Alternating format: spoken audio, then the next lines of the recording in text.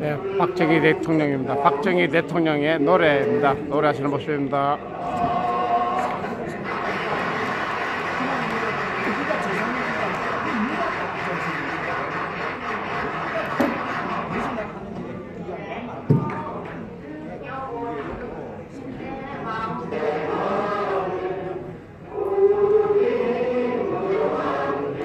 박근혜 대통령이네요, 지금.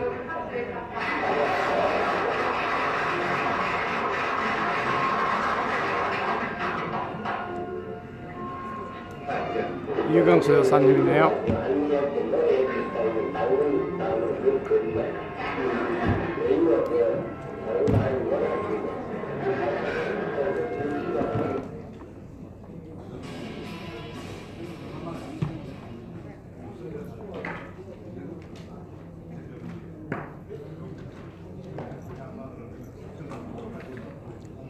지금 시민광장 1부가 끝이 나고 2부 준비 중입니다. 2부 준비 중입니다.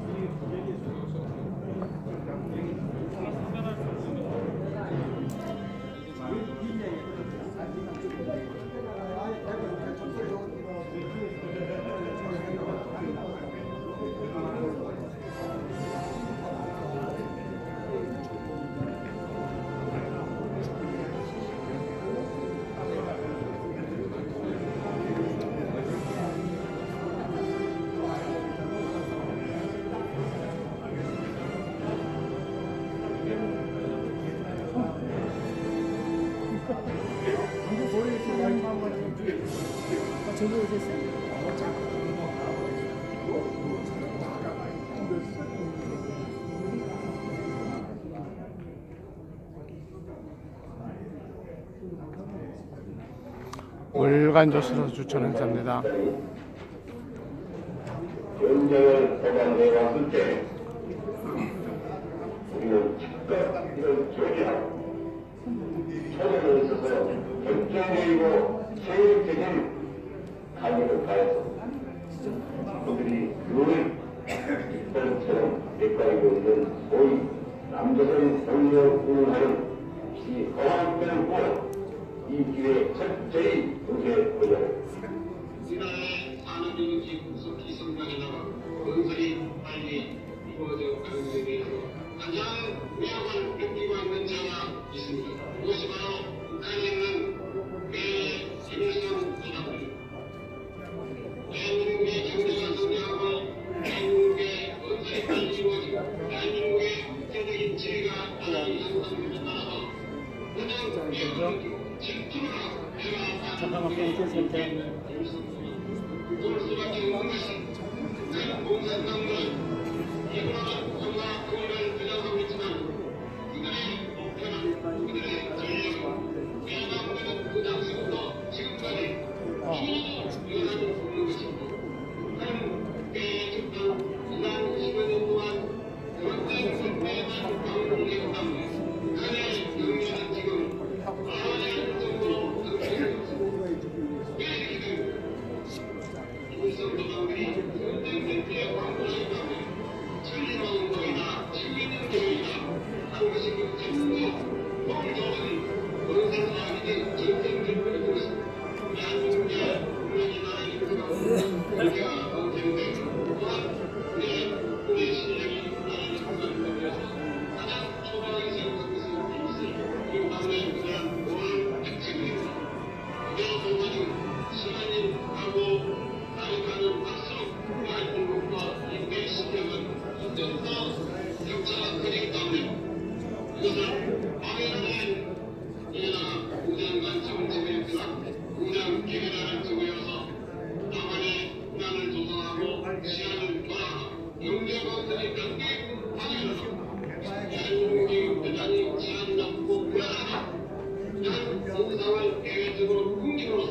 외국의 실업자들이 한국에 투자를 한다든지 경제 활동을 하는 데 대해서 투자 운동을 반대했고 비방을 하죠. 일서의 배석에 김일성이 당국이 뭐를 생각하고 있다는 것은 난 그거를 생각보다 싶습니다.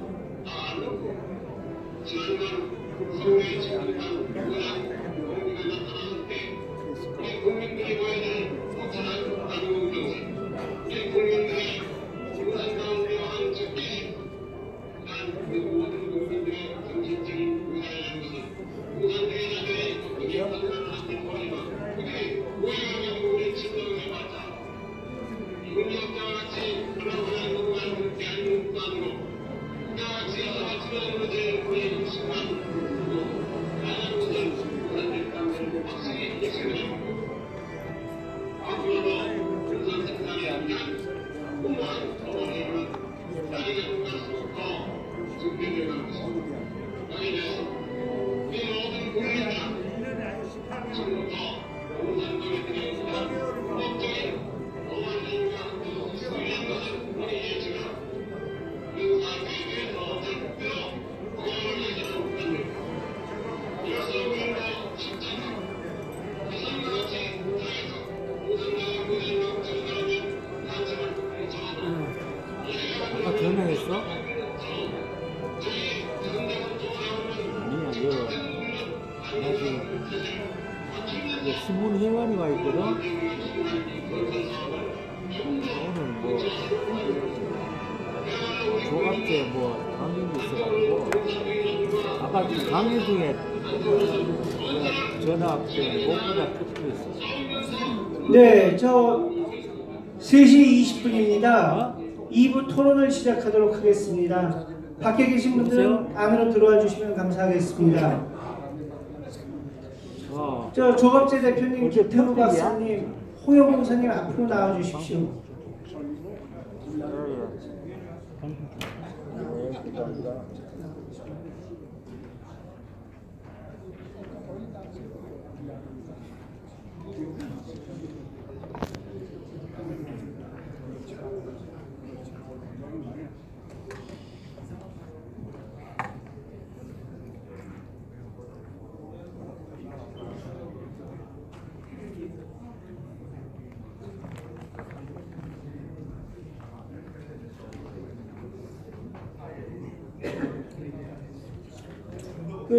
혹시 질문할 내용이 있으신 분은 책 뒤에 보면 질문지가 있습니다. 그 질문지를 갖다 다른 저희 진행 요원들한테 전해주시면은 토론이 끝난 후에 질문에 반영하도록 하겠습니다.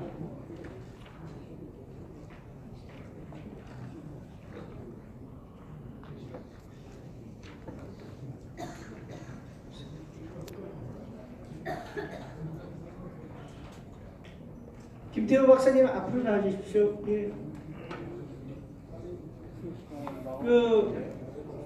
오늘 토론에서 발표해 주실 김태우 박사님은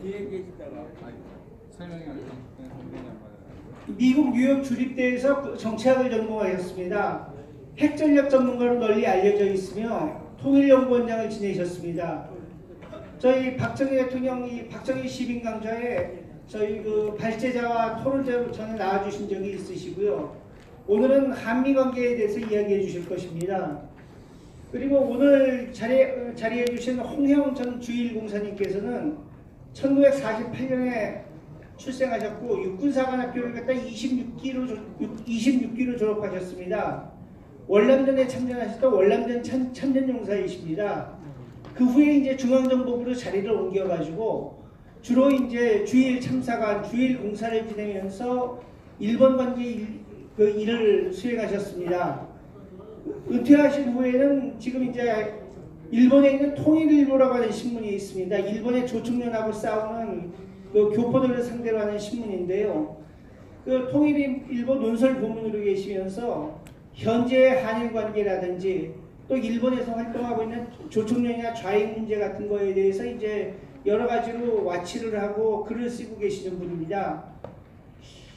아까 이제 조갑재 대표님께서는 박정희 대통령 시대의 대일 관계를 갖다 전체적으로 이제 정리를 해 주셨습니다만은 오늘 이제 김태우 박사님께서는 그걸 바탕으로 해가지고 현재 그리고 앞으로의 한미 관계, 그리고 홍영 공사님께서는 어떤 현재 그리고 이제 앞으로의 한일 관계에 대해서 많은 말씀을 해주실 것입니다.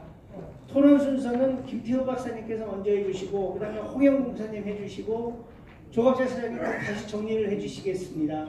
그럼 토론을 시작하도록 하겠습니다. 감사합니다.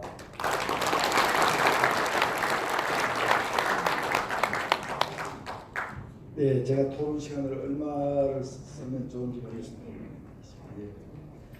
예, 앞서 우리 조갑재 선생님께서 과거에 대한 정리를 대단히 잘 해주셨습니다. 저는 과거를 기억하고 공부하는 것도 대단히 중요하고, 또 눈앞에 닥친 이 현실을 잘 극복해서 좋은 미래를 꾸려나가는 것 역시 중요하기 때문에 저는 미래지향적인 말씀을 좀 드리려고 합니다.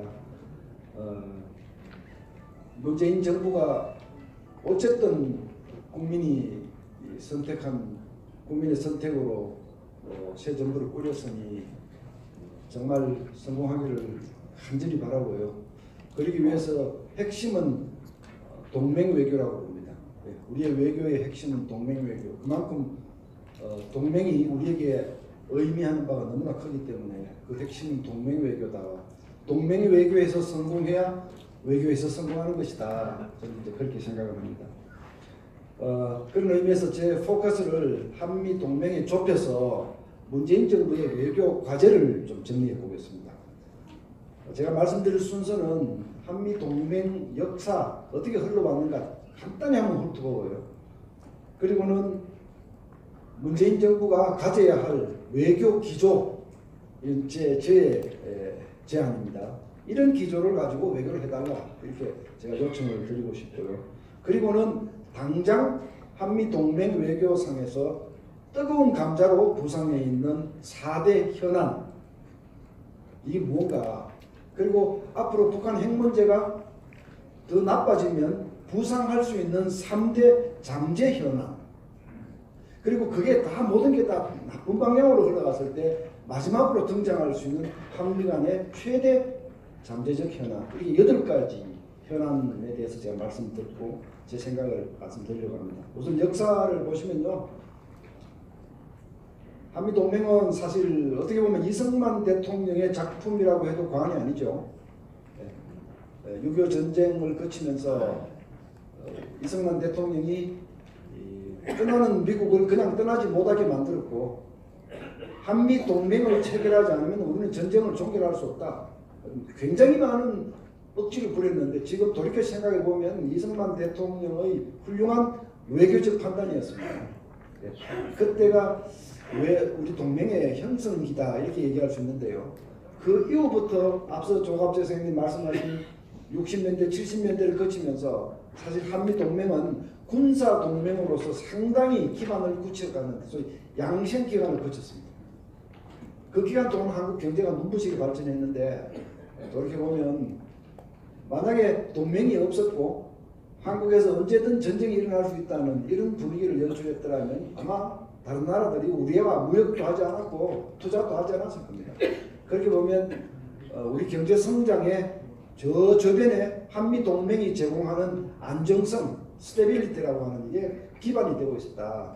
이걸 우리 부인할 수 없겠죠. 그 다음에 이제 도전기를 거쳤습니다. 김대중 노무현 정부를 거치면서 미국 입장에서 보면 이념적 성향이 갑자기 많이 바뀐 정부를 상대할 때였어요. 그 과정에서 우리 한국 측의 요청으로 전작권 전환 문제가 제기되기도 했고요. 이런저런 불협화음이 있었습니다만은 그래도 동맹의 전통을 가지고 그 문제를 극복해서 도전기를 무사히 지냈습니다. 그 다음 이제 이명박 박근혜 정부 동안에는 좀 더 동맹을 포괄적인 동맹으로 발전시키기 위해서 노력했던 기간입니다. 잘 안 됐습니다.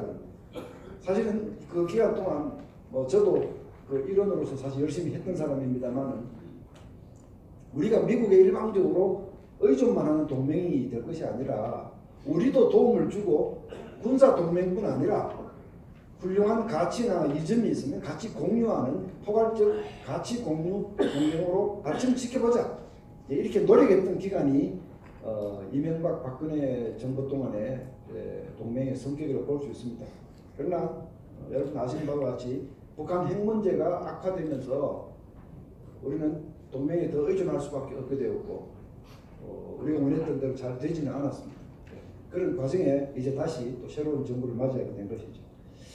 자, 역사는 그 정도로 하고요.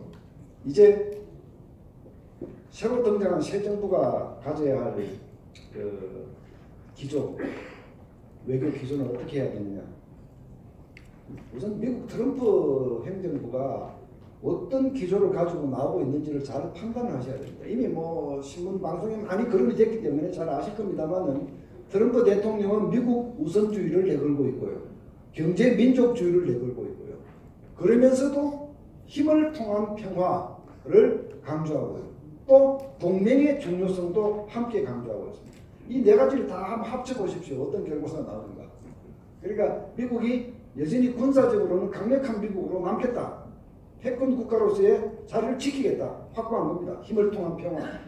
그런데 경제민족주의. 미국의 덕이 돼야 한다. 미국의 경제적으로 이익이 돼야 한다. 그러면 동맹도 이제 비즈니스 동맹이 될 수 있는 겁니다. 뭐 당연히 이 동맹국들에 대해서 안보 부담을 더 많이 하라. 돈을 더 많이 내라. 이런 요구가 있을 겁니다. 그리고 이제 또 다른 한 가지는 미국의 패권의 성격이 좀 바뀔 수 있습니다. 물론 뭐 트럼프 대통령 트럼프 현상이라는 것이 일시적인 현상일 수도 있는데 적어도 트럼프 행정부 동안은 그렇습니다. 패권의 성격도 바뀔 수 있습니다. 미국의 패권이라고 하는 것은요, 이 밀리터리 파워하고 모랄 파워, 도덕적 힘과 군사적 힘이 합쳐져서 패권 세력으로 굴리며 왔던 거거든요. 바로 이 모랄 파워를 유지하기 위해서 미국이 해외에 개입도 하고 수많은 미군들이 여기저기서 피를 흘리고 희생되고 미국 돈으로 해양 질서를 유지하고 이런 일들을 해온 겁니다. 그런데 트럼프 행정부는 그것을 안 하겠다는 거예요. 그거 안 하겠다는 거예요. 그러니까 모랄 파워 부분은 포기하고 밀리터리 파워 부분만 가지고 가겠다. 지금 며칠 전에도 유럽 가서 나토 정상회의에서 이 경향을 표출해서 유럽 국가들하고 지금 좀 생각거리고 있는 중입니다. 이게 이제 트럼프 행정부의 바뀐 정책 방향인데요. 여기다가 트럼프 리스크라는 것도 있습니다. 트럼프 리스크. 그러니까 해야 될 말과 하지 않아야 될 말을 가리지 않고 아무 데서나 함부로 얘기를 하는 습관이 있는 것 같아요. 트럼프 대통령이. 그리고 돌출 발언, 적흥 발언, 뭐 그다음에 감정적으로 이렇게 굉장히 리액션이 빠르고 저는 한국에서 대통령 선거를 치르고 있는데 트럼프 대통령이 사드 비용 얘기를 하는 걸 보고 뒤로 넘어질 뻔했습니다. 네. 지금 아니 그럼 트럼프 대통령이 지금 누구를 돕겠다는 겁니까? 참 이게 뭐 해석이 되지도 않고요. 결국은 무분별한 사람이구나 이렇게밖에 된 결론이 안 나요. 사실. 자, 이런 상황에서 우리 정부의 기조 2대 기조 적어도 이 두 가지 기조를 지켜야 한미 동맹 외교가 잘 된다 저는 이렇게 생각합니다. 첫 번째는요. 미국과 중국 사이에 끼어 있는 대한민국이 이 미중 간의 우리 입지를 어떻게 정할 것이냐 굉장히 어려운 문제죠. 정치학자들이 하는 얘기로는 밸런싱을 할 것이냐 밴드웨거닝을 할 것이냐. 이 밸런싱이라고 하는 얘기는요. 미국과 중국 사이에 끼어서 소위 양다리 외교를 하는 겁니다. 등거리 외교인데요. 이게 양다리 외교입니다. 그러니까 강대국 사이에서 약소국이 중간에 끼어서 양다리 외교를 하는 것은 굉장히 힘들고요. 거짓말을 많이 해야 됩니다. 이쪽에 가서는 아이고 뭐 제가 뭐 형님밖에 더 있습니까? 이러고 또 여기 와서 또 아이고 그래도 그렇지 형님이 역시 또 이제 이런 식의 그 고개를 하는 이런 양다리 외교인데 이런 외교는요. 미국과 중국 관계가 굉장히 좋을 때는 통할 수 있습니다. 그러나 미중 관계가 적대적이고 대립적일 때는 잘 통하지 않고 자칫 잘못하면 양쪽 다 잃어버릴 수가 있다. 저는 이건 아니라고. 밴드웨거닝은 뭐냐면 어느 한쪽에 그냥 올라타는 겁니다. 미국과 중국 중에서 어느 쪽이 우리한테 더 유리하냐, 어느 쪽이 더 잘 나가느냐, 그쪽에 올라타고 그쪽하고 같이 하는 겁니다. 이게 밴드웨거닝인데 이것도 정답은 아닐 겁니다. 왜냐하면 중국하고의 관계도 무시할 수 없을 만큼 중요하거든요. 동맹이 더 중요하지만 중국과의 관계도 무시할 수 없을 만큼 중요하거든요.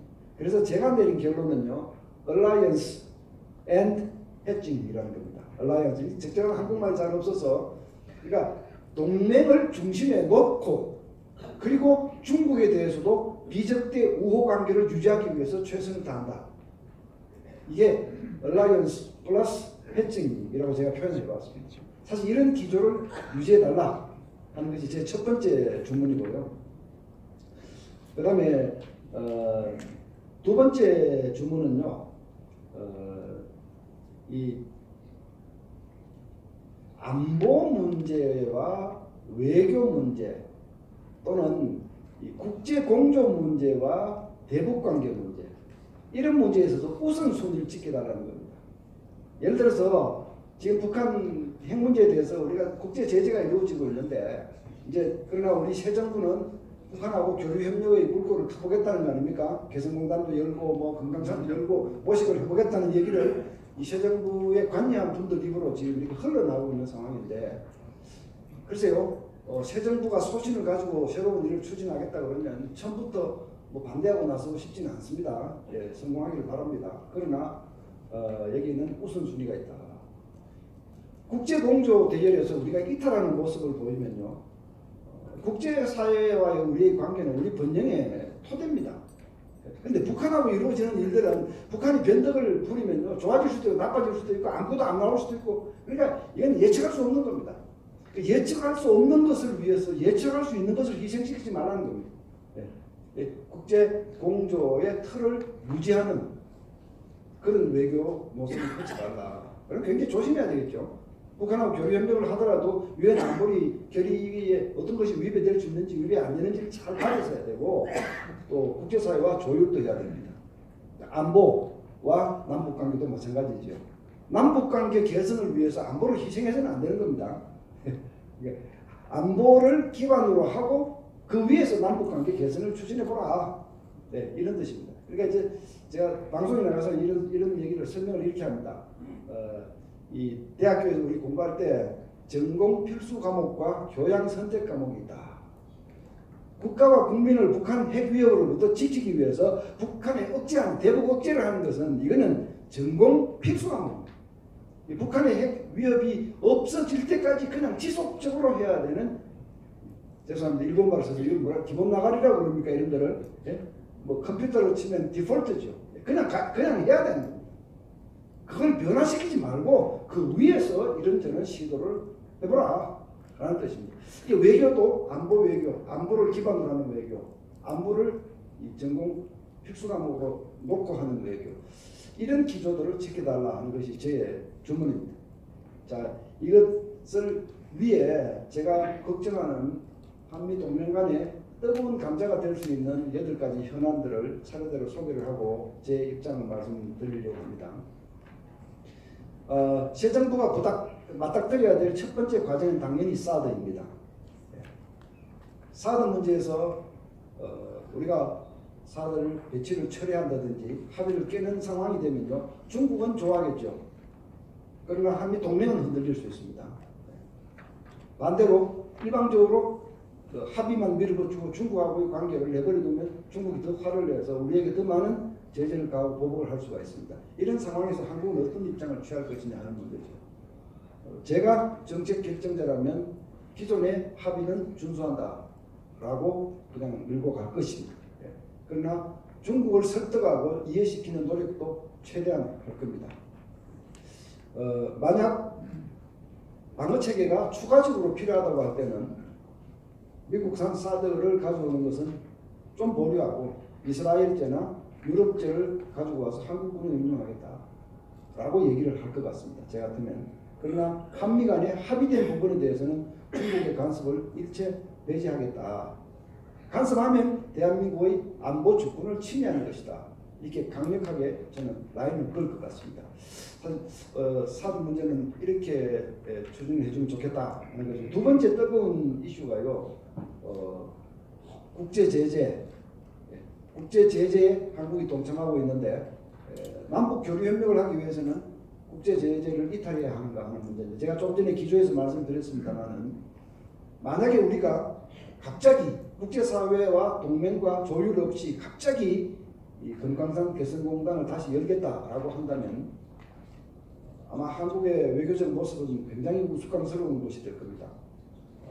바로 얼마 전까지 북한이 핵실험, 핵개발, 미사일 개발하지 못하게 북한의 돈줄을 차단해달라 이렇게 국제사회에 호소를 하고 그 연장선에서 우리가 정말 업참마속의 심정으로 개성공단을 문을 닫은 거 아니겠습니까? 그랬던 한국이 갑자기 정부가 바뀌었다고 해서 다시 스스로 개성공단 문을 먼저 열고 나가겠다. 이건 사실 국제사회에서 외교적으로 미아가 되는 길일 수도 있습니다. 이런 문제를 우리 정부가 꼭 추진을 하고 싶다면 한반도의 특수 상황을 잘 설명하고 유엔 안보리 결의를 회피할 수 있는 방법이 있는지를 찾아서 조율하면서 해나가면 마찰은 생기지 않을 것이다. 이 개성공단도 마찬가지고 금강산도 마찬가지고 오이사 조치를 해제하는 문제도 마찬가지입니다. 세 번째 뜨거운 감자는 안보 비용이겠죠. 안보 비용. 이제 뭐 조만간 그 방위비 분담금부터 더 내달라는 요구가 미국으로부터 있을 것 같은데요. 여기에 대해서는 동맹 외교를 통해서 정말 설명을 잘 해야 합니다. 적어도 제가 보기에 우리가 할 수 있는 얘기가 굉장히 많습니다. 우리가 주한미군 주둔비를 매년 내고 있지 않습니까? 작년에 9,400억을 냈는데 이 방위비 분담금이요. 일본이 주1미군을 위해서 내는 분담금과 독일이 주독미군을 위해서 내는 분담금보다 GDP에서 차지하는 비중이 더 높습니다. 우리가 결코 작은 게 아닙니다. 지금 이미 많이 내고 있는 겁니다. 그 다음에 미국이 벌리고 있는 전쟁에 우리 다 갔습니다. 뭐 미국이 원하는 만큼 군대를 보내고 뭐 전투부들을 보내간 건 아니지만 최근에 뭐 이라크, 아프간 다 갔고요. 베트남에 가서 우리 5,000명이 전사하고요. 그래서 이걸 충분히 설명하고 할 수가 있는 그런 거리가 되는 겁니다. 그럼 세 번째로는 국제활동, 국제평화활동, PKO, 유엔 활동에 우리 적극적으로 참여하고 있습니다. 지금도 우리 장병들 1,000수백 명이 지금 10군데 나라에 나가서 지금 활동을 하고 있습니다. 이렇게 잘 하고 있는 거 이런 거는 우리가 정면 돌파를 해서 설명을 해서 돌파를 해야 되고요. 다만 한 가지 트럼프 대통령의 기준에 미진할 수 있는 것은 국방비 규모입니다. 국방비 규모가 우리 GDP의 2.4% 정도인데 이 정도 규모는요. 전쟁이 일어날 가능성도 없고 당장 딱 부러진 위협도 없는 유럽 국가들하고 비슷하거나 조금 높은 수준입니다. 이게 좀 말이 안 되죠. 사실. 그런데 세계에서 가장 안보 위협이 높은 나라가 어디냐 물으면요. 당연히 대한민국하고 이스라엘입니다. 이스라엘은 자기 GDP에서 약 7%를 부담하고 있거든요. 그러니까 이게 이제 트럼프가 보기에 이렇게 얘기할 수 있는 거죠. 아니 우리가 자기 지켜주는데 지는 지도를 별로 안 써. 이제 이렇게 불만을 토할 수 있는 부분인데 이 국방비를 적정 규모로 확대하는 문제는 동맹 외교를 위해서가 아니라 우리 스스로를 지키기 위해서 더 높이고 부산물로서 동맹 외교에서도 할 말이 생긴다는 겁니다. 이게 이제 어쨌든 세 번째 핫 이슈입니다. 네 번째 핫 이슈는 한일 문제입니다. 우리 홍영공사님 더 자세히 말씀하실 겁니다만은 우리가 한일 안보 협력을 꾸려나갈 수 있느냐 꾸려나가지 못하느냐 하는 문제가 한미 동맹하고 직결이 되어 있습니다. 미국은 러시아, 중국이 북한의 핵무기를, 핵보유를 사실상 방조하고 겉으로는 제재하지만 뒤로는 도와주고 그래서 이중 플레이를 계속해왔고 또 미국과 중국은 또 힘들게 패권 경쟁하고 있습니다. 동북아에서. 이런 상황에서 미국 입장에서는 중요한 동맹국으로서 한국, 일본과 손을 잡고 아시아 정책을 펼치고 싶은데 그런데 미일 간에도 동맹이 되어 있고 한미 간에도 동맹이 되어 있는데 한일 간에는 안 되는 겁니다. 이게 이제 북방 삼각 국가 러시아, 중국, 북한은 잘 되고 있잖아요. 세 나라가 지금 다 핵보유국입니다. 이게 이 불균형 문제를 보면 전략적으로 어디가 구멍이 나 있는 건데요. 이런 차원에서 한일 안보 협력을 해야 한다. 네. 한일 물론 뭐 반일 감정 우리 사이에 많이 남아 있고 또 일본이 충분히 사과하지도 않습니다. 독일 같은 나라는 전 세계가 이제 그만큼 못했다. 그만큼 사과했으면 그만해도 좋다. 해도 계속 사과하고요. 지금 뭐 독일은 폴란드하고 같이 손잡고 같이 역사 교과서 같이 편찬한답니다. 예? 과거 나치 만행들 폴란드인 당신들이 쓰고 싶은 만큼 쓰라는 겁니다. 예? 이제 거기 비하면 일본 사람들이 하는 거 야박하기 짝이 없죠. 여기에 대해서 저는 이렇게 생각합니다. 우리도 이중 플레이 한다. 일본하고 싸워야 될 문제를 계속 다투고 싸우지만 안보 분야에서 협력은 문을 열어야 됩니다. 이게 우리가 살기 위해서도 필요하고 한미 동맹을 위해서도 필요합니다. 북한 핵 문제에 대처하는 북핵 공조 문제는 당연히 한일 간에 공조를 해야 됩니다. 북한이 잠수함에서 발사하는 이 SLBM을 실전 배치하게 되면 우리가 가진 방어망으로 못 막아냅니다. 예. 사실 그 잠수함에서 발사하는 핵미사일은요, 각도와 방향, 거리를 우리가 예측할 수 없는 상태에서 막아야 되기 때문에 방어가 안 됩니다, 사실은. 일본 잠수함의 동향을 가장 잘 파악하고 있는 나라는 미국보다 일본입니다. 이런 문제들을 우리가 감안을 해야 되고, 또 한반도에 만약 전쟁이 일어나면요, 우리를 군사적으로 도와줄 가능성이 있는 나라는 전 세계에서 미국 하나뿐이다. 여러분 인정하시죠? 네, 그렇죠. 인정하시죠? 그렇죠. 동감이요. 예. 근데 그 미군이 당장 어디서 옵니까? 어디서 옵니까? 일본에서 오잖아요. 예? 기지가 있습니다. 일본 안에 유엔군 후방사 기지가 7개나 있고, 마사와 공군기지, 가데나 공군기지는 미군이 운영하고 있는 해외 공군기지 중에서 최대 규모입니다. 거기 온갖 비기들이 다 있죠. 한국 도와주기 위해서 거기서 날아와야 됩니다. 예? 이런 걸 생각하면 일본하고는 두 마음을 가지고, 다투는 건 다투고 눈 딱 감고 협력해야 됩니다. 만약 한일 간에 협력이 계속되지 않으면 미국은 한미 동맹을 미일 동맹의 부속품으로 전락시킬 가능성이 있습니다. 여기는 우리 스스로를 고립화시킬 수 있는 길입니다. 그래서 이 네 가지 문제에 대해서는 저는 이런 방식으로 풀어나갈 것 같은데, 저는 새 정부도 저하고 생각을 같이 해주기를 지금 바라면서 이런 말씀을 드립니다. 그 다음에 북한 핵 문제가 나빠지면 앞으로 등장할 수 있는 세 가지 문제. 이제 전술핵 재반입 문제하고요, 미국의 선제 공격 가능성하고 미국과 북한 간의 빅딜 문제입니다. 미국이 북한 핵 문제가 아무래도 안 풀린다, 중국도 협조하는 척했지만 안 한다, 그러면 다음 카드로 전술핵 재반입 카드를 미국이 들고 나올 수도 있습니다. 그때 우리가 쌍수를 들고 환영해야 되느냐, 죽기 살기로 반대해야 되느냐, 침묵해야 되느냐, 여러 가지 묘안이 있을 겁니다. 근데 여기에 대한 우리 한국 입장을 지금 준비해 놓지 않으면 상황이 닥쳤을 때 굉장히 당황할 수 있다. 제 입장은요, 겉으로 열렬히 환영할 수는 없습니다. 그러나 균형을 위해서, 군사적 균형을 위해서 필요하다면 가져와야 합니다. 군사적 균형을 위해서는 필요하다면 가져와야 합니다. 어떤 표정 관리를 하고 어떤 제스처를 취하면서 가져올 거냐 하는 문제는 고난도 외교를 통해서 우리가 잘 연출해야 되겠죠. 그다음에 대북 선제 공격, 만약 이런 상황이 생기면 우리 찬성할 겁니까? 반대할 겁니까? 지켜볼 겁니까? 어려운 얘기죠. 네.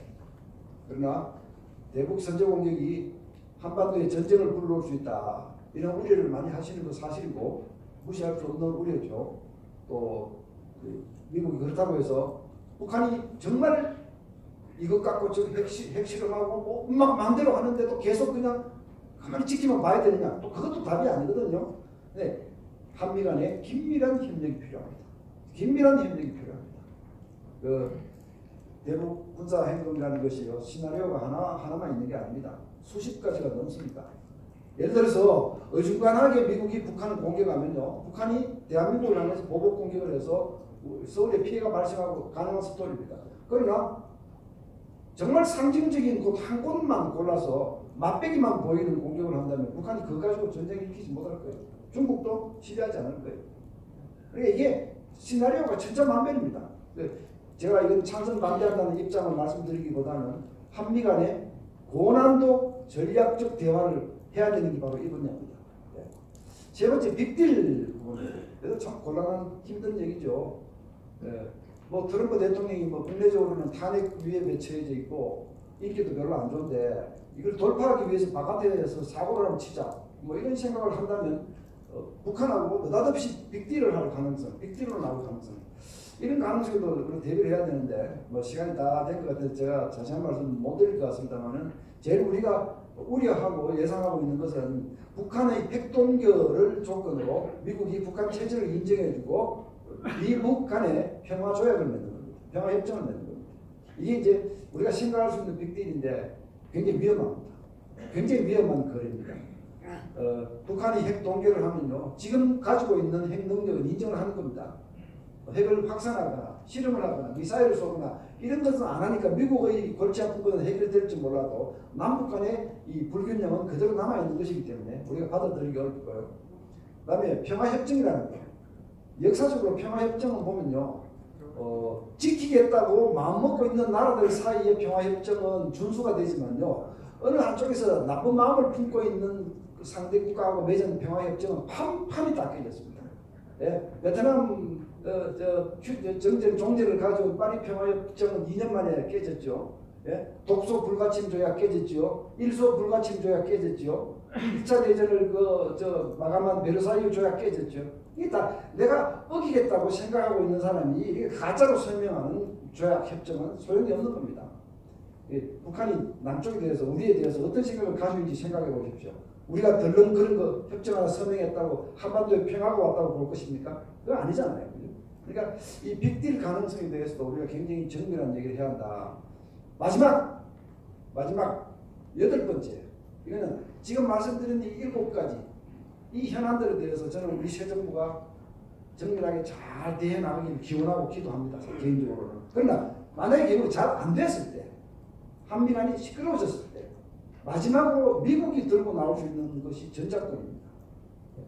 뭐 과거에는 우리 쪽에서 먼저 전작권 환수 문제를 제기를 했지만 만약 미국이 이런저런 필요증이 누적되어서 전작권 분리하자라고 미국 쪽에서 거론하는 상황이 오면 한미동맹의 검은 구름자가 끼는 겁니다. 굉장히 심각한 문제인데 이 문제도 안보 정론에 따라서 접근을 해야 하고, 만약 그런 입장이 오면 이 안보 정론이라는 건 이런 겁니다. 복잡한 거 아닙니다. 북한이 볼 때 지금 전작권 체제, 지금 연합사 체제로 있는 것이 북한의 입장에서 볼 때 대한민국을 먹기가 쉬운 것이냐, 아니면 전작권이 분리되고 한미군이 따로 놀고 연합사가 없어진 상태에서 대한민국을 먹기가 쉬운 거냐, 그것만 생각하시면 됩니다. 그게 안보 정론입니다. 그게 뭐 국가 자존심이니 뭐니 이런 소위 정서적인 감정적인 얘기 섞어낼 필요 없습니다. 안보는 안보 정론에 따라서 해결해야 한다. 어쨌든 전작권 얘기까지 나오는 이런 상황을 맞이해서는 안 될 것 같습니다. 저는 문재인 정부가 이 8가지 이슈들을 다 감안해서 훌륭하게 잘 처리해 나갈 것을 간절히 기원합니다.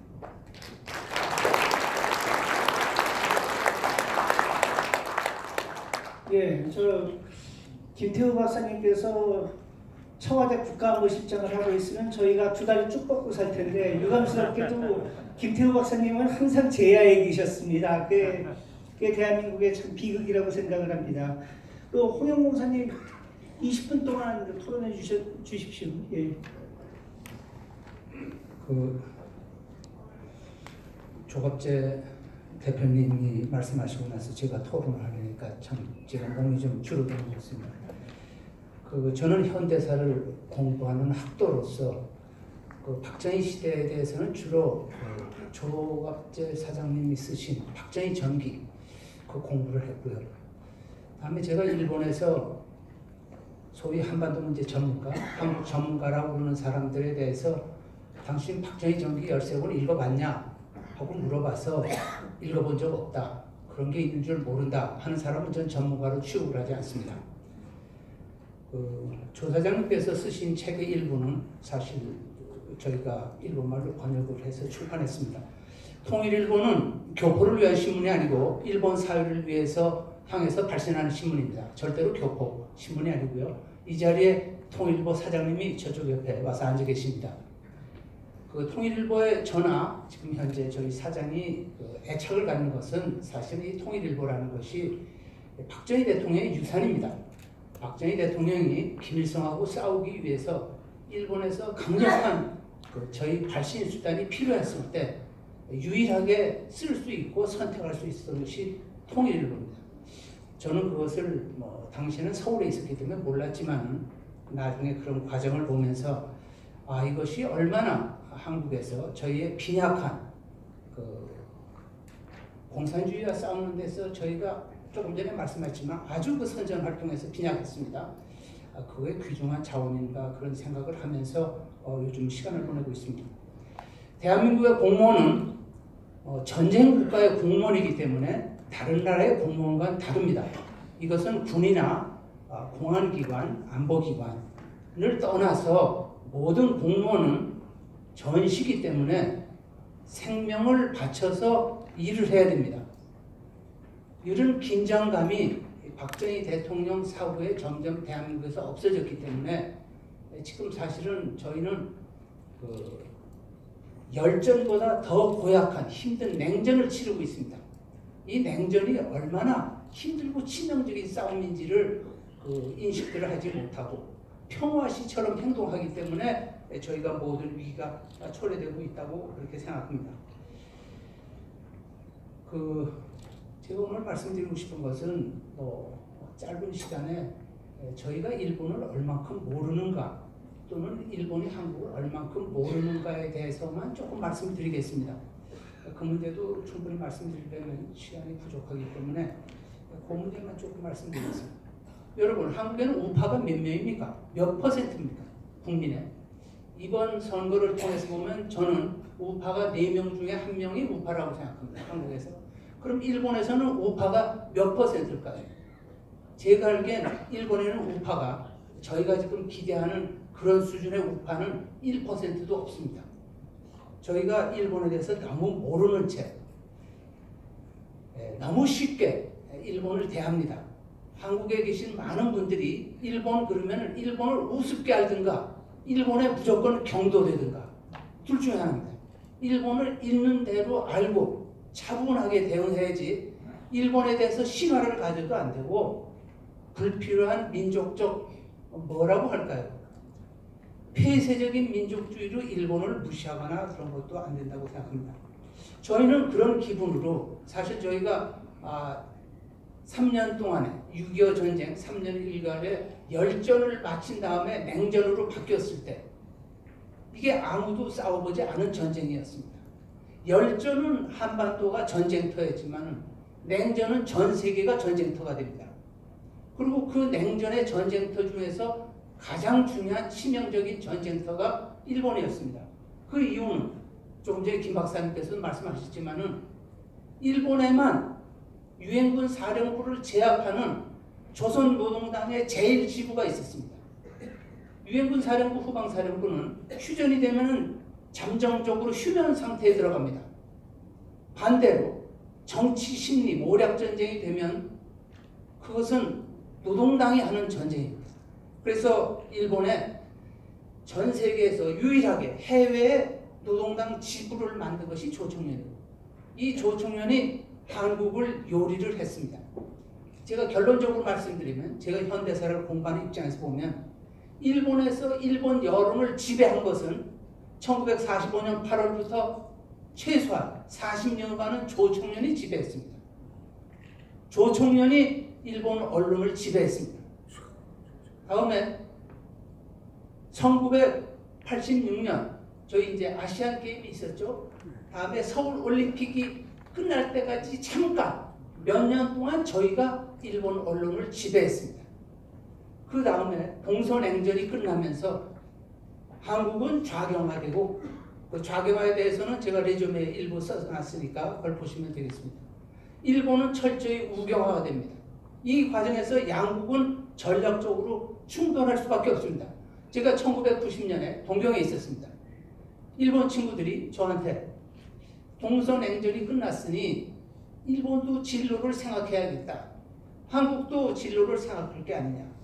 전략적인 대화를 하자. 뭐 엄청난 게 아니라 실무자끼리 아이디어 교환 차원의 접촉을 하자. 그런 제안을 해왔습니다. 일본도 미일 동맹을 유지해야 될 것인지 이 궤도를 수정해야 될 것인지 굉장히 고민을 했습니다. 일본은 주변의 모든 나라와 이 대화와 접촉 타진을 했습니다. 솔직히 일본이 미일 동맹을 다시 강화하는 방향으로 새로운 가이드라인을 발표하는 것은 1996년입니다. 6년 걸렸습니다. 미국과의 동맹 재정립에.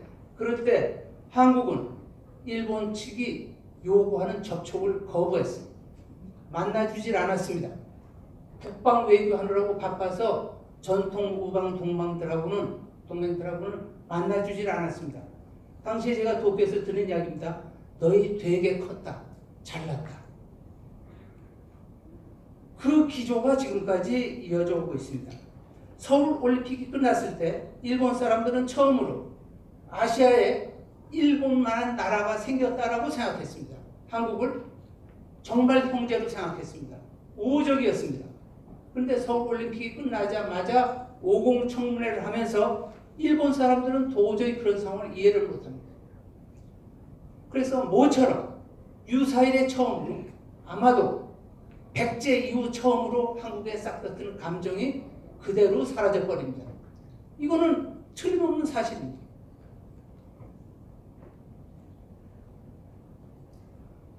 노태우 대통령 국방 외교가 어떤 것인지 저는 국방 외교는 실패한 외교라고 생각합니다. 왜냐? 당초의 시작에서 벗어났습니다. 국방 외교의 목표는 평양을 함락하는 것이 국방 외교여야 되는데 국방 외교는 중간에 새로운 시장 개척, 구공산권과 수교를 만회한 거로 그것으로 만족하는 것으로 변질돼 버렸습니다. 평양을 툭 건드리면 쓰러질 수 있었는데 평양을 살려주고 말았습니다. 노태우 대통령이 말씀하신 내용이 있습니다. 조금 전에 말씀하신 것처럼 노태우 대통령이 서울올림픽 직전에 말씀하신 겁니다.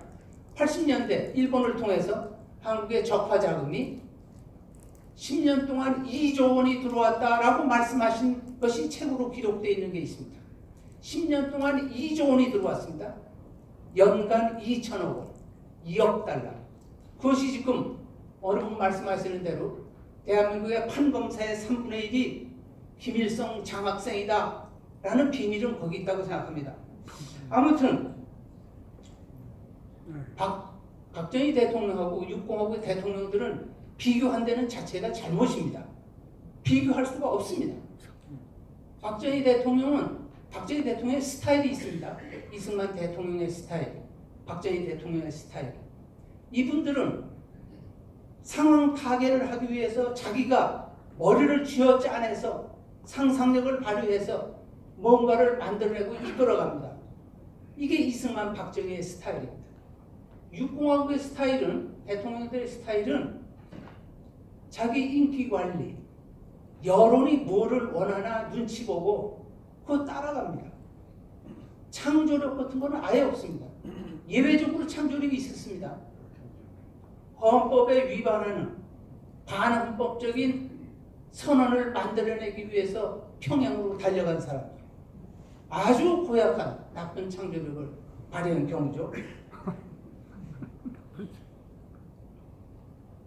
아까 조총련 이야기를 좀 하라고 말씀하셔서 조금 하겠습니다.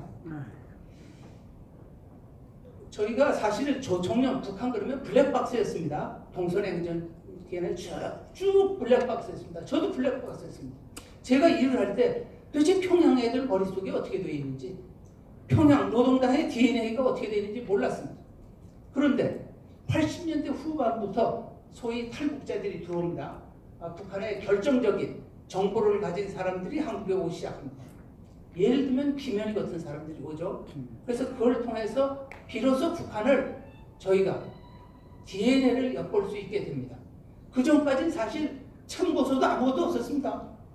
동서냉전하는데 뭐 누가 가르쳐주고 매뉴얼 없었습니다. 저희가 악정보투 정주영 회장께서 그 바닷가 모래골판에다가 조선소를 세우면서 배를 짓듯이 그냥 앙중모색 공부하면서 싸워본 겁니다. 그런 과정에서 저희가 이제 많은 것을 알게 되고 효과적으로 대응할 수 있었기 때문에 제가 말씀드린 대로 80년대 후반에 비로소 남북이 분단된 40년 후에야 겨우 일본에서 저희가 조총련을 압도하게 되는, 김일성의 선전을 압도하게 되는 계기를 잡게 됩니다. 그 과정에서 여러 가지 있었습니다. 여러 가지 있었고, 그 과정에서는 월간조선과 조갑제 사장님께서도 많이 공헌을 하셨습니다. 아마 모르셨겠지만, 의도하지 않으셨겠지만 많은 공헌이 있었습니다. 문제는 냉전이라는 것은 군사력으로 싸우는 것이 아닙니다. 지혜로 싸우는 것입니다. 과학으로. 정보 인텔리전스는 고도의 과학이고 학문이지 스파이 이런 영화 같은 게 아닙니다. 문제는 육공화국에 소위 민주화가 됐다고 믿는 대통령들이 이런 대한민국의 냉전을 싸울 수 있는 국가 조직을 철저하게 약화, 스스로 해체, 파괴합니다. 문제는 이분들이 국가 기관의 도움을 받지 않는다면 자기가 도움을 받지 않고도 싸워나갈 수 있을 만큼 슬기롭고 유능해야 되는데, 탁월해야 되는데 이분들은 자기들이 하는 짓이 뭔지도 몰랐습니다. 조금 전에 노태우 대통령께서 제가 2조 원의 대남 적화 자금이 일본을 통해서 들어왔다. 그렇게 노태우 대통령 말씀하시고, 노태우 대통령 때는 북한의 김일성 정권의 가장 취약점이 뭔지 하는 것이 이미 보고가 됐던 것으로 알고 있습니다. 평양을 함락시키고 공략하는데 군사력을 쓰지 않고도 어떻게 하면은 우리가 저놈들을 이기고 극복할 수 있느냐 하는 것이 보고가 됐습니다. 근데 이분들은 노태우 대통령을 포함해서 육공화국 대통령들은 보고를 받으면 내가 이런 정보 보고를 받을 수 있는 권력 있는 자리에 왔구나 하고 즐기고 그래서 끝입니다. 그 최고의 고급 정보를 전략적으로 공세적으로 활용을 하지 못했습니다. 이것이 저희 비극입니다. 그 대통령들은 큰 국면에 착안을 해야 됩니다. 전략적으로 큰 곳에 착안을 하면 저희 공무원들은 그것을 세부적으로 가장 실효적인 방법으로 저희가 바둑에서 어디에 돌을 놓느냐 하는 것처럼 착수를 하게 됩니다.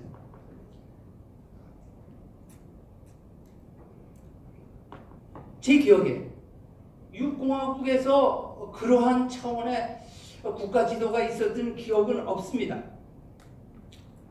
동서냉전이 끝나고 세계 지도의 색깔이 바뀔 때 대한민국의 청와대는 일선에 아무런 훈령이 없었습니다. 제가 보기에 육공화국 대통령들은 학생들이 수학여행 가듯이 매년 정해진 코스대로 외유를 즐겼습니다. 박정희 대통령은 일본에 한 번도 간 적 없습니다. 18년 동안 공식 방문한 적 없습니다. 그 따님도 물론 가지 못하고 물러나셨지만은, 그런데 일본에 제일 많이 왔다 갔다 한 분일수록 제일 실속이 없었어요. 제가 보기에요. 왜냐하면 그분들은 그런 개념이 없으셨습니다. 대통령이 무엇을 하는 자리인지를 모르는 분들이 그저 5년을 무사히 넘기려고 했습니다.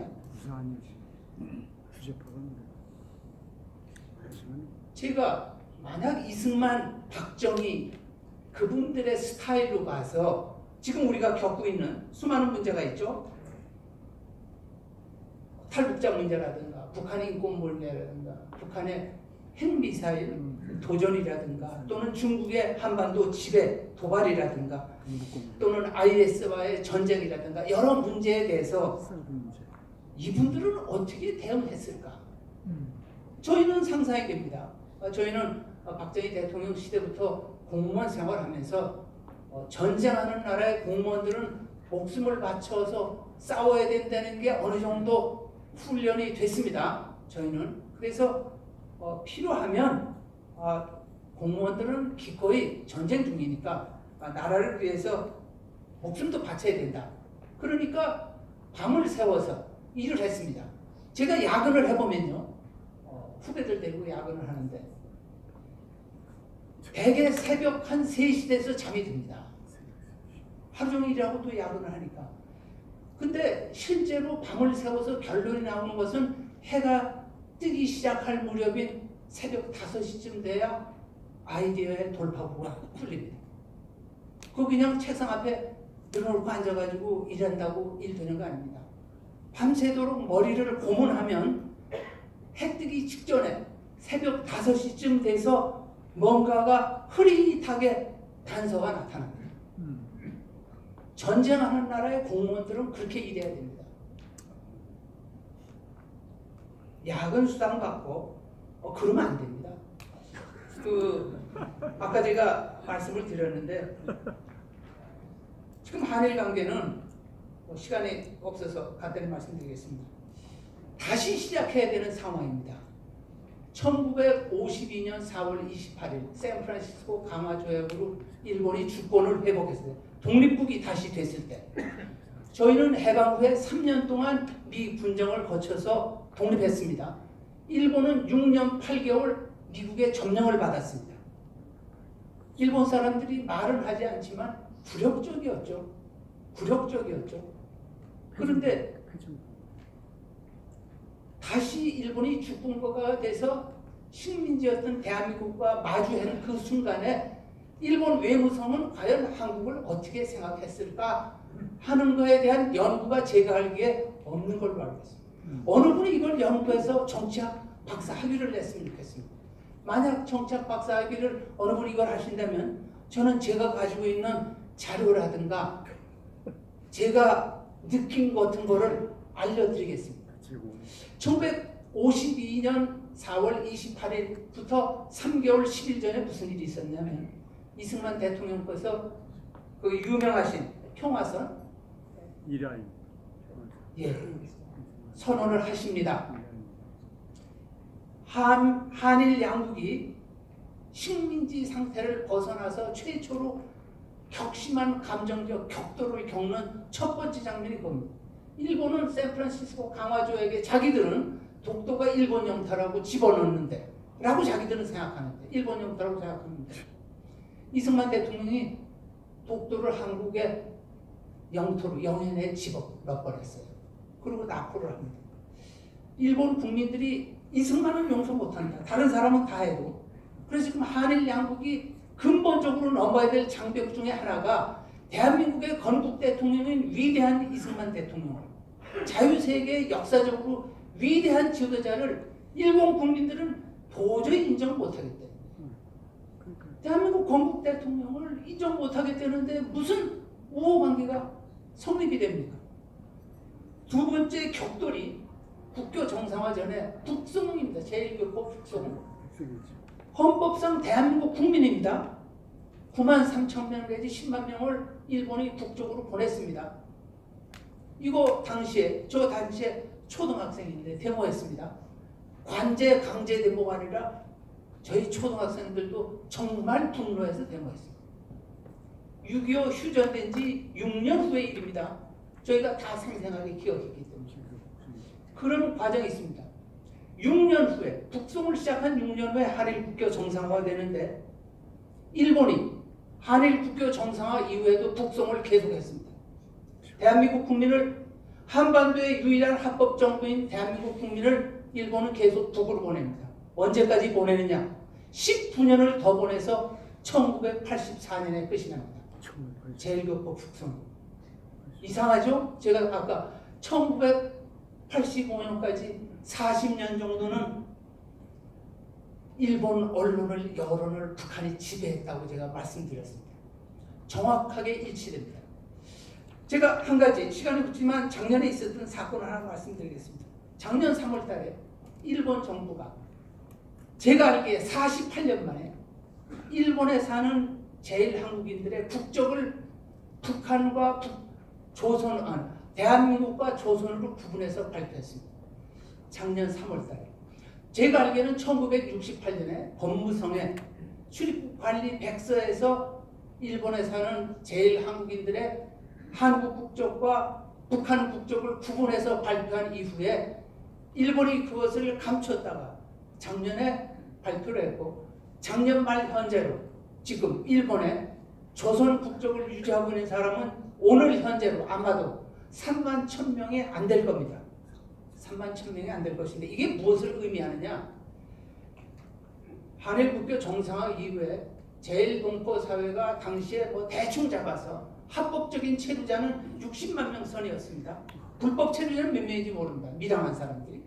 합법 체류자가 60만 선에서 예를 들어서 한국, 대한민국과 조선이라는 국적 부분이 30만 대 30만이 대개 저희가 추정입니다. 1970년에서 1971년에 역전이 됩니다. 그 전까지는 압도적으로 북한이 많았죠. 수령님이 지도하는 해외 동포 사업이 승리를 했습니다. 그게 역전이 되는 것이 6개월 정상화 후 한 6년 후에 역전이 됩니다. 박정희 대통령의 노력에 의해서 역전이 되는데 당시에는 이 백서가 5년마다 한 번씩 나왔습니다. 매년 나오는 게 아니고요. 그러니까 68년에 백서가 나왔으면 5년 후에 대략 72년경에 백서가 나오고 거기에 그 숫자가 나오는 걸로 저희는 기대하고 있었습니다. 백서가 나오기를. 그때 나오는 백서에 그때부터는 제일한국 조선인으로 합해서 숫자가 나왔습니다. 구분 안 하고요. 북한이 철저하게 패배, 쇠퇴하는 것을 일본 정부가 그 데이터를 숨겨준 겁니다. 그냥 맨입으로는 안 됩니다. 거대한 돈을 썼겠죠. 풍문으로는, 풍문입니다. 증거 없습니다. 수상 경험자한테는 억 단위의 로비 자금을 정기적으로 바쳤다. 그 억은 원이 아니라 N입니다. 한국돈 10억? 1년에 계절별로 2번을 바쳤다면 20억을 바친 셈이겠죠? 그 정도 공작을 했기 때문에 저희가 일방적으로 일본에서 당했습니다. 이것을 만회하기 위해서 정말 많은 분들이 참 피눈물을 흘려서 간신히 만회를 했습니다. 근데 간신히 만회한 순간 대한민국 자체가 좌경화가 됐기 때문에 뭐 어찌할 수 없이 양국은 충돌 국면으로 갑니다. 제가 아까 말씀드렸던 것이 한국하고 뭐 거창하게 언론 나오는 거 아니다. 아이디어 교환 차원에서 커피 한 잔 먹고 대화하자 하는 것조차도 육공화국은 거부해버렸습니다. 저는 지금도 정말 분하게 생각하는 장면들이 많습니다. 제가 조금 더 권력이 있었으면 한일 관계를 잘 할 수 있어요. 예를 들겠습니다. 김영삼 대통령 때 1995년 1월 달에 고베 지진이 일어납니다. 고베 1월 17일 날 새벽에 대략 6천 명이 죽었습니다. 거의 다 불타 죽었죠. 당시에 자민당과 사회당이 연립정권이었는데 굉장히 무능했습니다. 그런 위기관리 능력이 굉장히 떨어졌기 때문에 이 말씀만 드려도 1시간 걸리니까 결론적으로 한 6천 명이 거의 다 소사체로 발견됩니다. 불타 죽었죠. 가옥이 무너지고 불이 나서 다 죽었는데 그때 대한민국 정부가 20만 달러를 원조했습니다. 인도 정부. 북한이 7만 달러를 원조했습니다. 대한민국 정부가 원조한 20만 달러와 북한이 원조한 7만 달러는 어느 쪽이 컸겠습니까? 저는 아까 이승만이나 박정희였으면 그때 일본에 대해서 고베 지진 때 주저없이 몇 억 불을 지원했을 겁니다. 주저없이 몇 억 불을 지원함으로써 일본 사람들은 한국에 대한 감정이 다 사라지고 그 뒤에 한국이 요구하는 건 뭐든지 흔쾌하게 대화에 나왔다고 생각합니다. 육공화국을 제가 돌아보면 수많은 기회가 오는데 다 놓칩니다. 일본의 지진이 난 건 그분들한테는 불행이지만 우리는 일본을 진심으로 도와주고 한일 관계를 회복할 수 있는 절호의 기회입니다.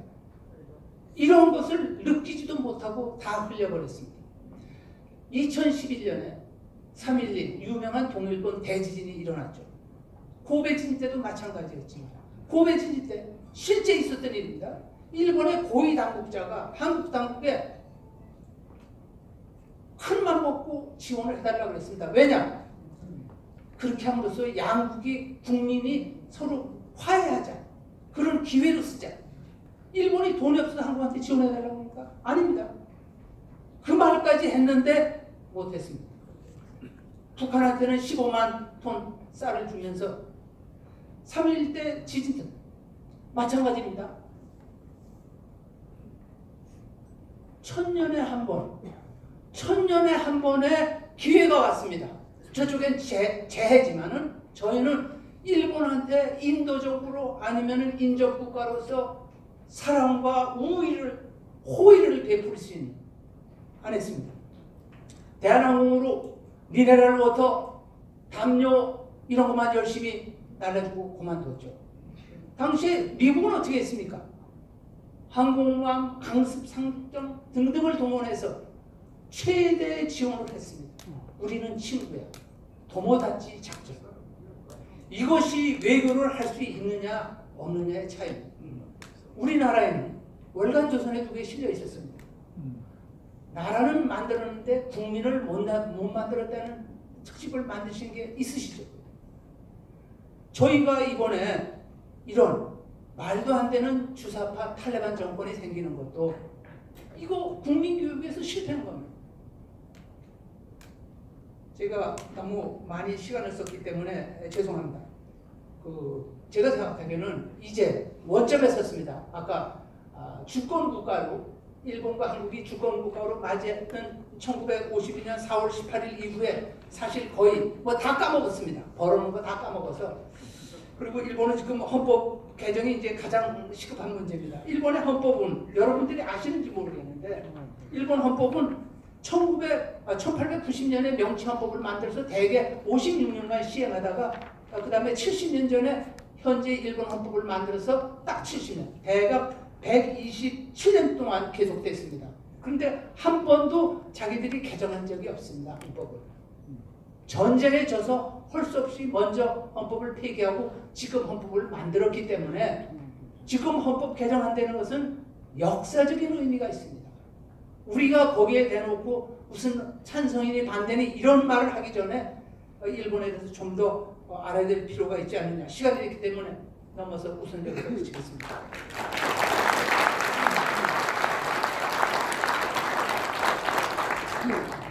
조갑재 사장님 좀 부연해 주실 말씀이 있으십니까? 한 10분만 예. 하겠습니다. 우리 홍영 공사님이 굉장히 겸손하게 말씀하시는데 사실은 냉전시대 때 우리가 이긴 전장터가 일본이죠. 일본에서 조총련하고 싸웠는데 싸우는 주 무기가 언론이었습니다. 조총련을 사실상 편드는 일본 정권하고 싸우는데 그 신문이 통일일보입니다. 통일일보. 지금 강창만 사장이 저기 와 계시는데 저분은 냉전시대 때 유일하게 한반도 바깥에서 공산 집단과 싸워서 이기는데 제일 큰 역할을 한 통일부의 사장님이니까 박수를 한번 보내주셔야 됩니다. 어디 가셨네요. 잠시 나가셨는데 이름을 기억해야 됩니다. 강창만 사장. 그 다음에 그 앞에 사장님이 이승목 사장. 그리고 누구죠? 이승목. 또 이영건 사장. 이 세 분 굉장히 중요한 역할을 했습니다. 언론 전쟁에서 이겼습니다. 이영건, 이승목, 강창만 사장, 거기 또 우리 일원으로 활동하시는 지금 현재 우리 홍영 공사님, 이분들이 진정한 전사죠. 언론전에서 이겨야 우리 이길 수 있는데, 그리고 오늘 외교 이런 외교 군사 체제 문제 이런 거창한 이야기를 했는데 우리 여기 나오셔서 말씀하신 김태우 전 통일연구원장이나 홍영 선생님은 다 정부에서 몸을 담아서 실전을 경험하신 분들이고 저는 바깥에서 후계자로서 관찰한 입장인데 두 분 말씀이 다 현실성이 있고 다 체험이 들어 있어가지고 듣는 것만 해도 아주 감동적이고 즐거웠습니다. 한국 현대사를 요약한 것 같았습니다. 이 정도 이야기가 오고 갈 수 있는 자리가 저는 많지 않다고 생각합니다. 그런 점에서 앞으로 계속 이게 이어지는 때 많이 특히 젊은 사람들 많이 데리고 와서 말씀해 주시고 다행히 이게 다 기록이 되니까요. 또 박정희 재단하고 우리 조합지닷컴이 같이 수기 모집을 하고 있습니다. 수기. 박정희와 관련된 수기 모집을 하는데 별로 호응이 약해요. 요새 시국하고 좀 반영된 건 반드시 기록을 해야 됩니다. 여러분 되풀이하는 이야기지만 역사에서 최종 승자는 누구냐? 기록하는 사람이 이깁니다. 기록하는 사람이 이깁니다. 기록하는 사람이 결국 이깁니다. 기록을 누가 남기느냐 하는 것인데 지금 문재인 정부 들어서 가지고 한 달 동안 일어났던 것만 다 기록을 한번 해보십시오. 그 기록을 해보면은 거기서 힘이 생깁니다. 기록을 하면은 거기서 뭐가 나올 겁니다. 아, 이건 반격을 할 때 논리 무장을 이렇게 하면 되겠구나. 지금 이 사람들이 이런 식으로 나가겠구나. 기록 없이는 싸울 수가 없습니다. 좌파한테 만약 보수가 지고 있다면 그것은 기록에서 졌다는 뜻입니다. 기록, 페이퍼 기록을 하셔야 됩니다. 그리고 지금 외교 모든 게 총괄적으로 지금 2017년의 한반도 상황으로 딱 지각됐습니다. 그 상황은 어떠냐? 대한민국 세력에 굉장히 불리한 상황이죠. 이번 문재인 좌파 정권 등장, 거기에 한 획을 떴습니다. 크게 보면은 한반도는 이렇게 큰 세력으로 나눠져 있습니다. 세계에서 가장 인구가 많고 경제 발전 속도가 가장 빠르고 현금 동원력이 가장 강한 중국, 핵무장한 북한, 남한의 좌파 정권, 요 세 개가 병렬적 존재로 있느냐 아니면 직렬적 존재로 가느냐. 병렬하면은 여러분 병렬 직렬 아시죠? 1.5V, 1.5V, 1.5V를 병렬로 연결하면 1.5V입니다. 그러나 직렬로 연결하면은 4.5V가 되죠.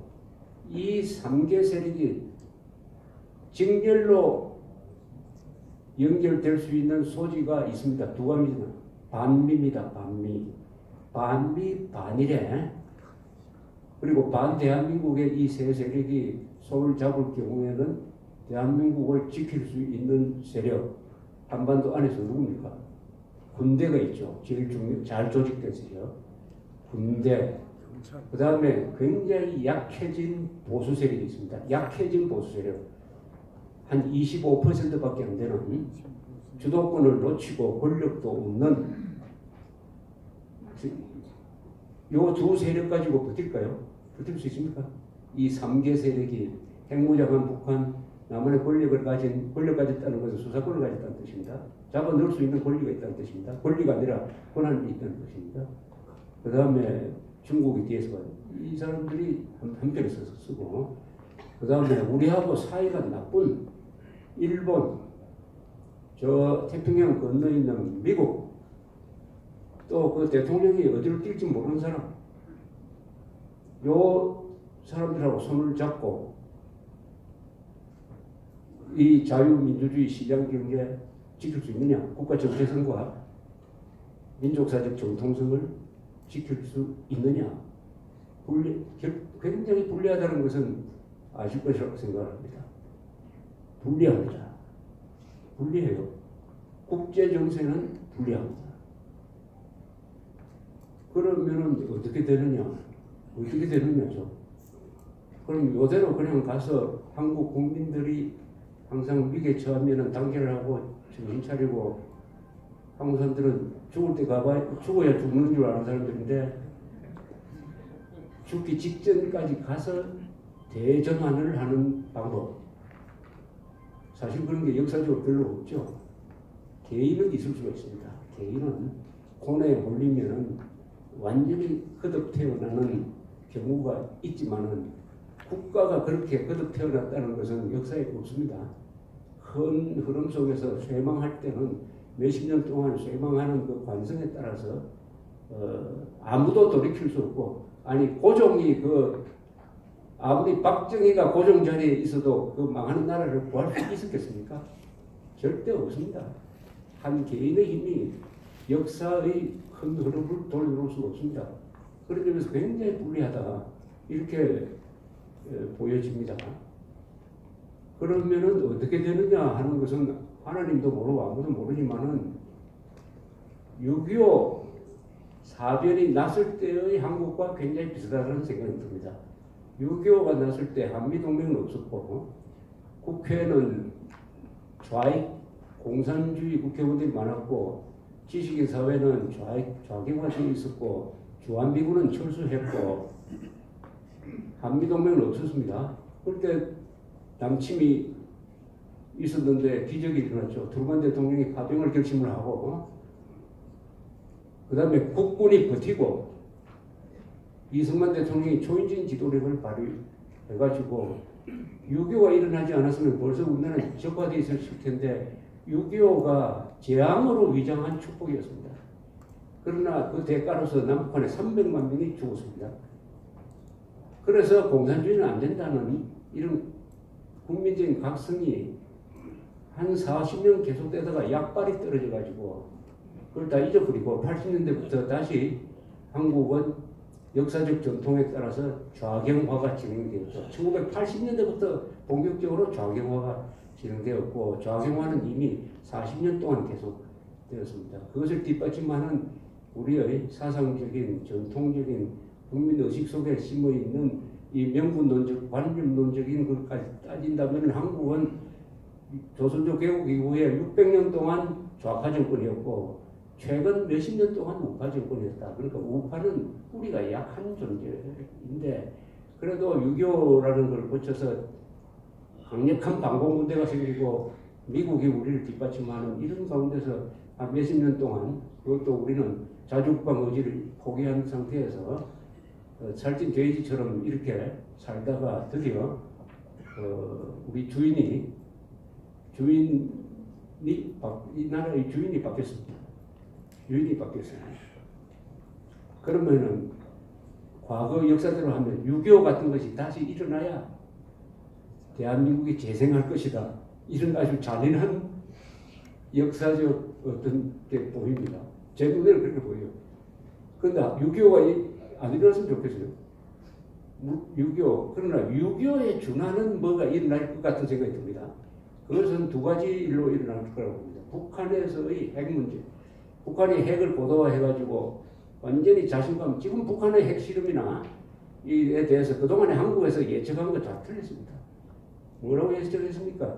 뭐 핵 실험하고 저거 할 때마다 뭐 외부적인 요인에 의해서 뭐 과시하기 위해서 했다느니 미국 대통령 뭐 취임에 맞춰서 했다는 이런 식으로 다 우리 멋대로 상상했지만 결론은 딱 안 합니까? 북한은 완벽한 핵 전력을 갖추기 위해서 바깥에서 뭘 하든지 우리는 한다 해가지고 한 겁니다. 한다 해가지고 한 거예요. 수많은 핵 전문가를 만나서 여러 이야기를 했지만은 북한이 어느 정도의 핵 능력을 갖출 것이다 하는 예측을 하는 게 결과적으로 다 틀렸습니다. 북한 발표가 맞았어요. 핵 문제에 관한 한 북한 발표가 그렇게 어긋나는 게 없습니다. 그 문제에 관한만. 그래서 이 지경까지 와서 이걸 가지고 이제 어떻게 써먹겠느냐. 실전에 써먹는 방법도 있을 것이고 아니면 실제로 과시를 해가지고 서해에서 동해로 아예 핵무기를 담아가지고 실제로 터뜨리는 대위권 실험을 할지도 모르고 하는 또는 백령도를 재래식 군사력으로 공격해가지고 우리가 반격하려면 핵무기 쓰겠다 뭐 이런 식으로 나올지도 모르고 이와 같은 상황이 한번 또는 핵사고가 나오고 이런 거라고 생각합니다. 여기서 큰 6.25에 준하는 위기가 한번 올 거고 그 다음에 국내적으로 지금과 같은 문재인 정권 아까 이낙연 총리가 했던 대로 촛불 혁명 정권이다. 촛불 혁명 정권이 부여하는 임무를 공무원들이 수행해야 된다. 그 촛불 집회의 주동 세력은 무슨 세력입니까? 촛불 좌파 세력은 굉장히 온건한 거죠. 그 세력 안에는 반대한민국 세력도 있고 그 정말 입에 담지 못할 주장을 한 세력도 있는데 그 세력이 원하는 대로 대한민국을 운영한다면 그것은 대한민국이 견딜 수 없는 겁니다. 견딜 수 없는 거예요. 헌법 체제하고 정면 충돌하게 되겠죠. 그러려면 또 일각에서는 국민 저항권 행사해야 된다는 이야기가 또 나올 수가 있습니다.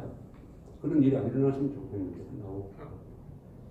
자 이렇게 되면은 어떻게 되느냐 하는 게 또 다른 외부의 선례가 있습니다.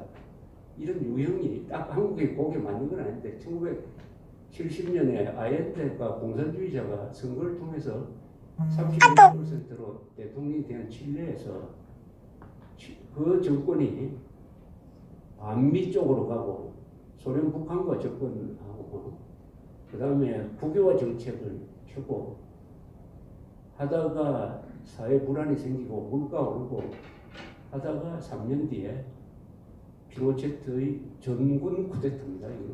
전군 쿠데타로 무너지면서 수천 명이 죽고 한 사건이 하나 있습니다. 1936년에 스페인에서 좌파 세력이 근소한 차이로 정권을 잡고 이 사람들이 또 혁명적 정책을 펴다가 거기에 반격하는 프랑코 군대가 쿠데타를 일으켰는데 성공하지 못하니까 한 4년 동안 내전을 하다가 상반간에 한 4~50만 명 죽은 사건도 있습니다. 비근한 예로 2011년에 이집트에서 민중봉기가 일어나서 무바라크가 타도된 다음에 불법화되어 있었던 무슬림 형제단이 집권을 해가지고 모르시라는 사람이 이게 이슬람적인 정책을 펴다가 중산층이 데모를 하니까 그걸 빌미로 해가지고 군대가 다시 하룻밤에 한 1000명쯤 죽이고 다시 집권을 한 그것은 2013년에 일이 있습니다. 이 세 가지 사건이 뭐냐? 좌파 세력 또는 반체제 세력이 선거를 통해서 집권해가지고 수정하지 않고 평소에 가졌던 이념과 그 반체제성을 정책에 투입했을 때 민중혁명 다음에는 군사 쿠데타가 일어난다 하는 세 가지 예가 있습니다. 대한민국은 이 길로 가서는 안 된다는 뜻에서 지금 제가 말씀드립니다. 이것을 선동하는 게 아니에요. 그래서 여기서 큰 병고가 일어날 가능성도 있다. 그 다음에 이 두 개가 합쳐져 버리면 어떻게 되느냐. 핵 위기와 한국의 내부의 체제 위기가 같이 왔을 때 어떻게 되느냐. 그건 최악이 되는 거죠. 그게 바로 시리아입니다. 시리아는 내부적으로 내전으로 가니까 외세가 개입을 해가지고 수니파, 시아파, 이란, 러시아, 터키, 쿠르드족, 미국, 사우디아라비아까지 개입해가지고 지금 한 4~50만 명 죽고도 아직 해결의 기미가 보이지 않습니다.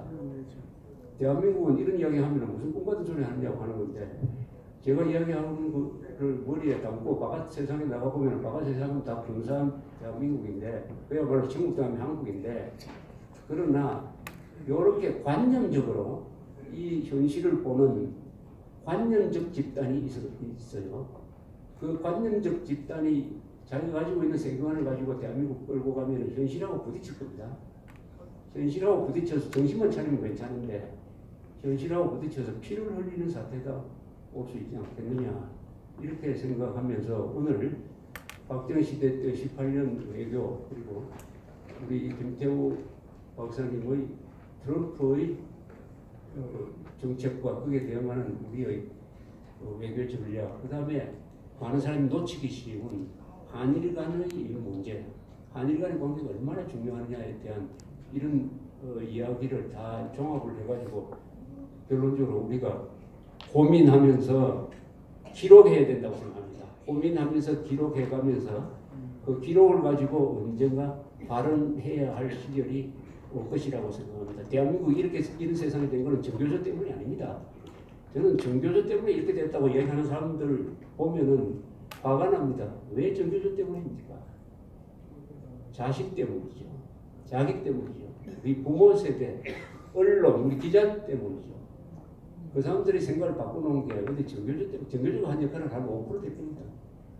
언론이 더 큰 역할을 했고 그 다음에 기성세대, 가정에서, 직장에서 우리가 제대로 민주시민으로서 역할을 못한 그 국보가 아니냐 이렇게 생각을 하면서 저 이야기를 끝내겠습니다. 감사합니다. 네. 저 선생님, 좀 아직 안 끝났어요, 선생님. 님이 얘기하신 주제를 아니 선생님. 청와대하고 좀 주제 오늘 녹음을 하는 아이고 아니요. 아니요, 지금 다른 진행을 해야 됩니다. 다른 진행을 해야 되는데 선생님. 아니 바라보지 않는 분이나 싶다는 거죠. 아 선생님, 규칙을 좀 지켜주십시오. 규칙을 좀 지켜주세요. 야 친구야! 한번 지켜! 이세분 얘기하신 거를 아니 규칙을 좀 지켜주십시오. 다른 분들은 자기가 말씀하실 걸 이렇게 적어서 질문을 주셨어요. 그래서 지금 이걸 여쭤봐야 되는데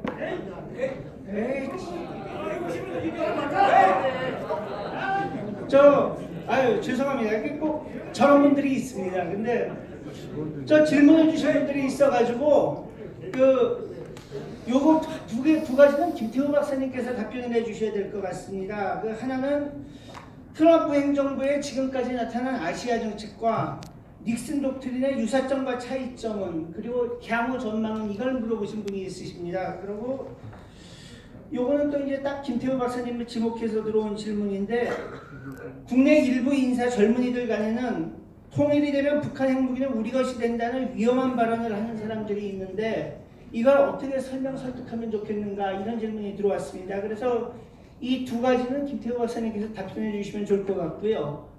그 다음에 한 가지는 연방제 문제에 대해서 이제 물어보신 분이 있습니다. 그래서 특별히 뭐 내용을 자세하게 적지는 않고 아마 앞으로 이제 상황이 그런 쪽으로 갈 위험이 있지 않겠느냐, 이런 걸 이제 질문하신 것 같은데 그건 조갑재 대표님께서 답변해 주시면 좋을 것 같습니다.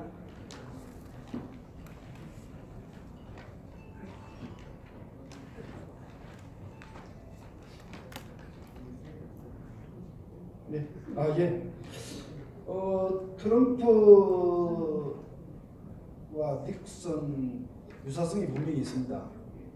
미국의 비용, 미국의 희생을 풀이겠다 하는 차원에서는 상당히 유사점이 있습니다. 그런데 그럼에도 불구하고 큰 차이가 있는 것이요. 적어도 우리가 닉슨 리스크 이런 말은 그때 하지 않았어요.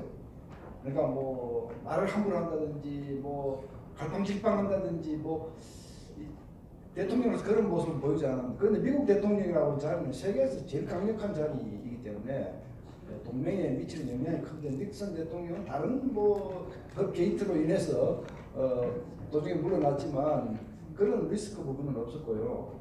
그리고 또 닉슨은 아시아의 방위는 아시아인들이 알아서 해라 라는 식으로 하면서 미군 부담을 줄이려고 애를 썼지만 전 세계에 걸친 미국의 도덕적 의무를 하지 않겠다 그런 표방을 하지 않았어요.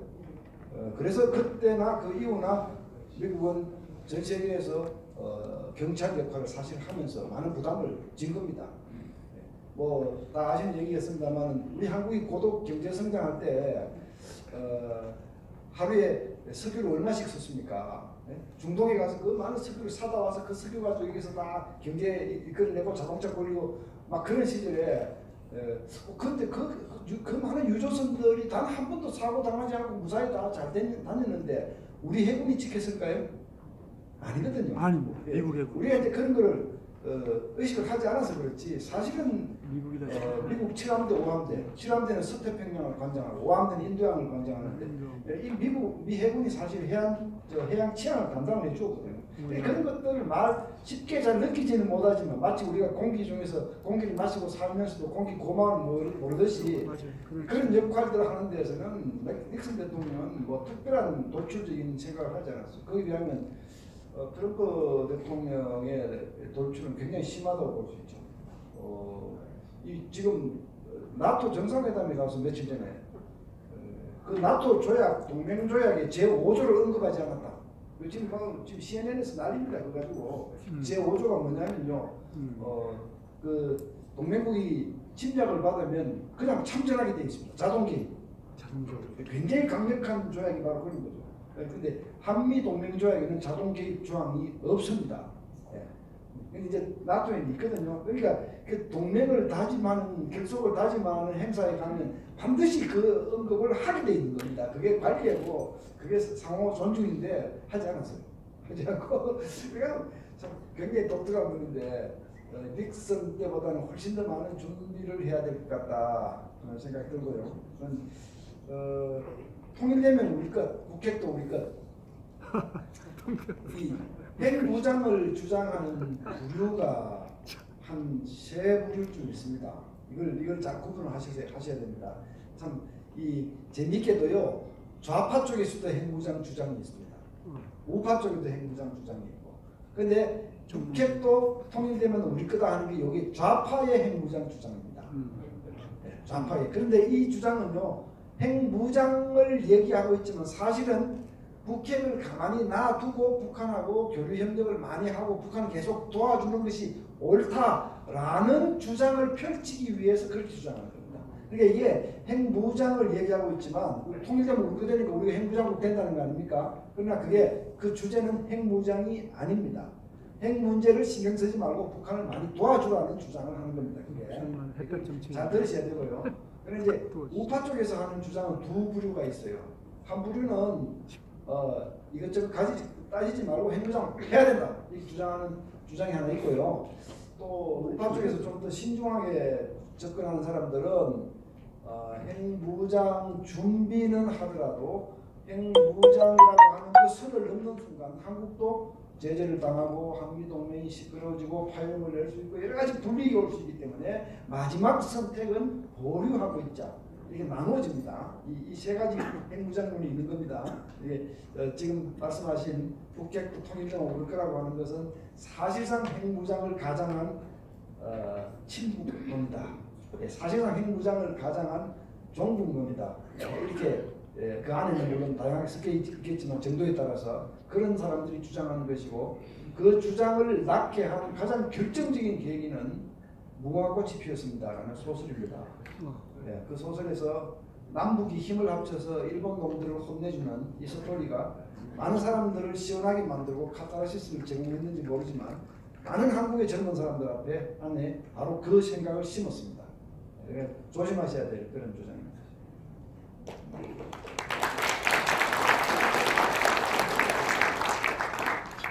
그 통일방안에 대해서 질문을 하셨는데 연방제 그러니까 문재인 지금 대통령이 대선 토론 기간 중에 이야기하는 내용을 보니까 누군가는 우리가 국가연합 방식의 통일방안을 주장하냐 하니까 그게 6.15 선언에 기초하니까 그게 문제가 없다 이런 식으로 넘어갔는데 지금 문재인 대통령이 가지고 있는 여러 가지 정책 중에서 만약 그게 시행이 되면은 명백하게 헌법에 위반되는 게 바로 이 통일방안입니다.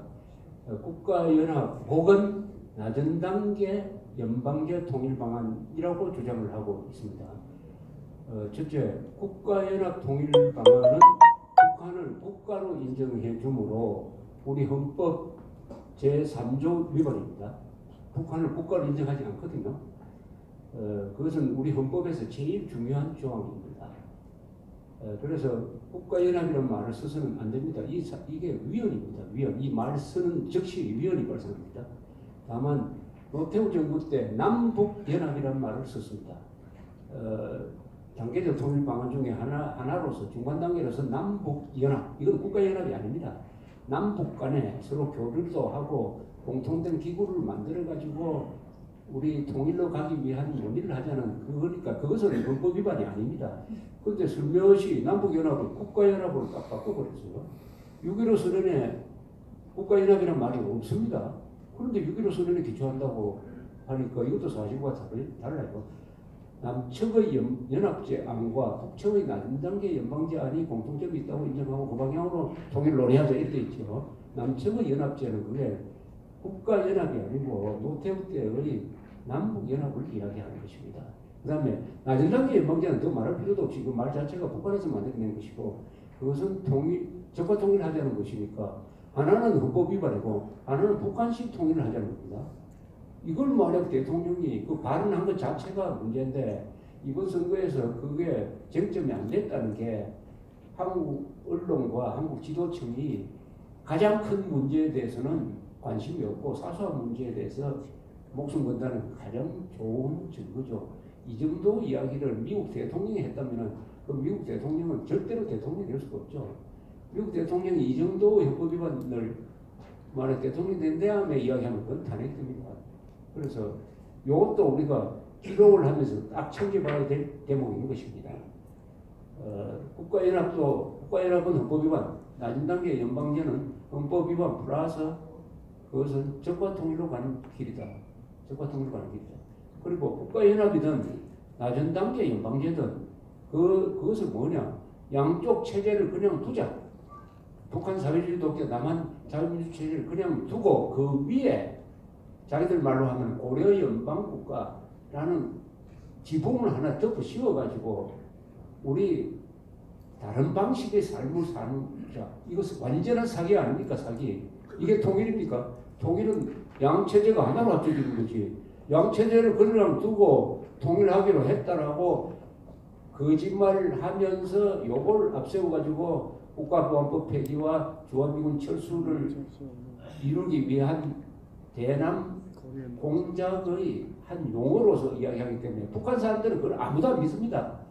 탈북자한테 물어보십시오. 나중에 그건 뭐 말하는 말은 거짓말이고 남한 접수하기 위해서 하는 말인데 남한에서만 그걸 무슨 금과 옥조처럼 해가지고 6.15 소련 지키자 드디어 대통령 된 사람이 국가연합 혹은 가전단계 연방제 통일방안을 자기의 통일방안이라고 자랑을 하는 이 지경에 이르렀습니다. 우리의 통일방안은 뭐냐? 자유민주적 기본 질서에 입각한 평화적 통일입니다. 이것은 간단하게 이야기하면 전쟁하지 않고 즉 평화적으로 하되 자유통일하겠다. 평화적 자유통일이 우리의 합헌적 통일방안입니다.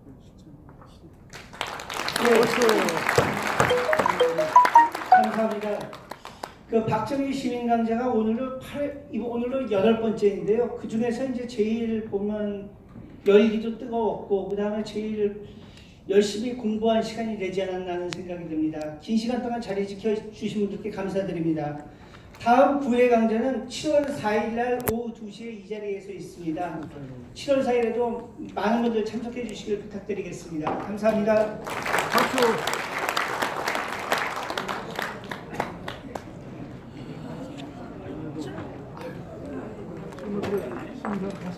아, 예. 알겠습니다. 예.